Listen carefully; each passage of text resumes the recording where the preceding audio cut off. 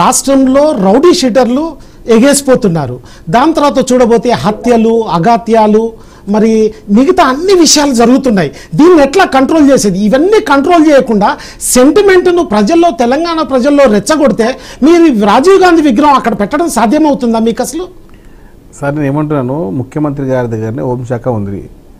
హోంశాఖ అనేది వ్యవస్థ అనేది ఇప్పుడు కమిషనర్ గారు కానీ డీజీపీ గారు అంత వ్యవస్థ మంచిగా పదిలంగా పనిచేస్తుంది.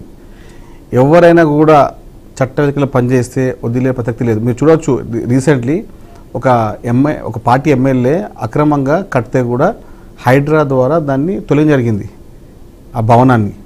అదే ప్రతిష్టం అంటే రెవెన్యూ శాఖ ప్రతిష్టం అక్కడనే ఉంది, మీకు అక్కడనే మన పోలీస్ శాఖ ప్రతిష్టం కనబడుతుంది. ఎలాంటి అవాంఛన సంఘటన జరగకుండా. అంటే చాలా మటుకు అందరూ ఏదో వ్యవస్థ రాగానే ఎమ్మెల్యేలు ఉన్నారు కదా, దానివల్ల మేము ఏదో కట్టేస్తాము, మేము చూసుకుంటామనే వ్యవస్థ కాకుండా ఎవరైనా చట్టానికి వ్యతిరేకంగా పనిచేస్తే వదిలే ప్రసక్తి లేదని చెప్పి గత వారం కింద ఎంఐఎం పార్టీ ఎమ్మెల్యే, అక్కడ బహదూర్పూర్ ఎమ్మెల్యే, ఆయన సంబంధించిన వ్యవహారాల్లో బాధ్యత ఆయన అరెస్ట్ చేసి, ఆయన అరెస్ట్ చేసి ఆ వ్యవస్థకు ఉన్నటువంటి అక్రమ కట్టడం కూర్చో జరిగింది. అంటే అందులో పోలీసు వారి పాత్ర, రెవెన్యూ పాత్ర అని ముఖ్యమంత్రి గారి యొక్క ఆదేశాల ప్రకారంగా ముందుకెళ్తుంది. అంటే వ్యవస్థకు ఎవరో ఏదో మేముంటే అప్పుడు బాగుండే కాదు. ఎవరినా ఒక వ్యవస్థకు వ్యతిరేకంగా పనిచేస్తే రేవంత్ రెడ్డి గారు వదిలే ప్రసక్తి లేదు. ఎవరిన పర్లే, మా సొంత పార్టీ ఎమ్మెల్యేనే పర్లేదు, ఎవరిన పర్లేదు. చట్టానికి వ్యతిరేకంగా, రాజ్యాంగ వ్యతిరేకంగా పోతే ముఖ్యమంత్రి రేవంత్ రెడ్డి గారు వదిలేరు. ఎందుకంటే ఆయన స్పష్టంగా చెప్పే అధికారులకు రాజ్యాంగం. కంక్లూడ్ చేయండి సాయి గారు, కంక్లూడ్ చేయండి సార్. కంక్లూడ్ కాదండి, ఇప్పుడు ఏమంటారు అంటే హోంమంత్రి గారే ముఖ్యమంత్రి గారి శాఖ దగ్గర ఉంది, ముఖ్యమంత్రి దగ్గర ఉంది. విద్యా సంవత్సరం ప్రారంభమైంది, తర్వాత ముగింపుగా వస్తుంది. ఇద్దరు విద్యాశాఖ మంత్రి లేడు. తర్వాత ఎక్కడ చెప్పుకోవాలి? శ్రీనివాస్ రెడ్డి గారు విద్యాశాఖ కాదు, అసలు హోంశాఖను చూద్దాం. రాష్ట్రంలో శాంతి భద్రతలు క్షీణించాయనేటువంటి విషయం మనం గమనిస్తున్నాం. దాన్ని మీరు ఎట్లా చూస్తారు? అసలు ఎక్కడ కూడా శాంతి భద్రతలు ఉన్నాయి అన్న? రెగ్యులర్ గా రోజు విచ్చలవిడిగా మరణాలు జరుగుతా ఉన్నాయి, మర్డర్లు జరుగుతా ఉన్నాయి, మానభంగాలు జరుగుతా ఉన్నాయి. రాష్ట్రంలో పూర్తిగా ఘోరంగా వైఫల్యం చెందంటే శాంతి భద్రతలు, అదేవిధంగా విద్యా వైద్యంలో. తర్వాత ఈరోజు చూస్తున్నాం, విద్యలో నీకు ఎక్కడన్నా విద్యాశాఖ మంత్రి లేకుండా ఉన్నారా?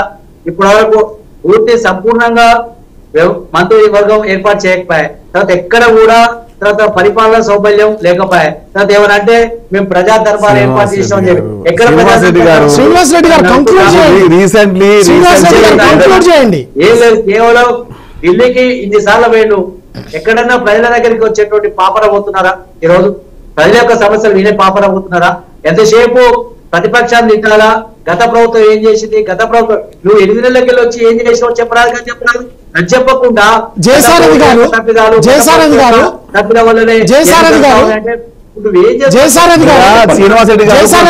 మాట్లాడితే భద్రతల అంశాన్ని మీరు ఏ రకంగా చూస్తారు? ఇంకా చాలా తెలుసుకోవాలి శ్రీనివాస్ రెడ్డి గారు.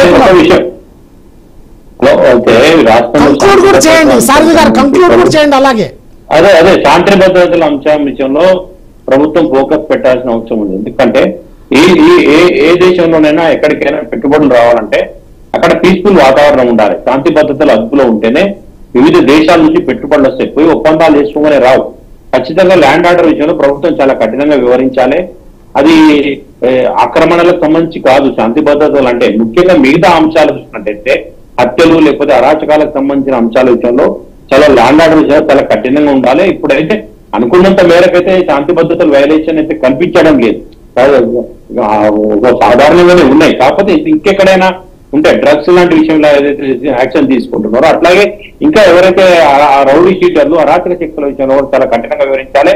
శాంతి భద్రత అదుపులోనే ఉంటే పెట్టుబడులు వస్తాయి, ప్రజల జీవన ప్రమాణాలు సాఫీగా కొనసాగినట్టుగా అంతర్జాతీయ సంస్థలు కూడా డీల్ చేస్తాయి. కాబట్టి ఆ విషయంలో ప్రభుత్వం చాలా సీరియస్ గా ఉండాలి. రెండో అంశం ఏంటంటే అనవసరమైనటువంటి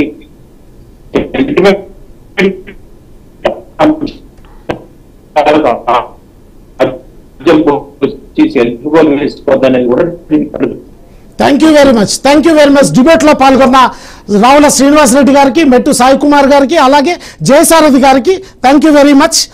మరి రాష్ట్రంలో సచివాలయం ముందు రాజీవ్ గాంధీ విగ్రహం పెట్టాలంటే ముందుగా ప్రజల్లో నుంచి మార్పు రావాలి. ప్రజలకు తెలియపరచాల్సిన అవసరం ఎంత అనేది ప్రజల్లో కాకుండా ప్రతిపక్షంలో కేవలం రాజకీయ కోణంలో రాజకీయంగా సెంటిమెంట్ను మాత్రమే పుట్టించి రాజకీయ గందరగోళం సృష్టించాలన్న ఆలోచన నుంచి ప్రభుత్వాలు బయటికి రావాల్సిందిగా మరి బీఆర్కే న్యూస్ తెలియపరుస్తుంది. Thank you very much. Stay tune.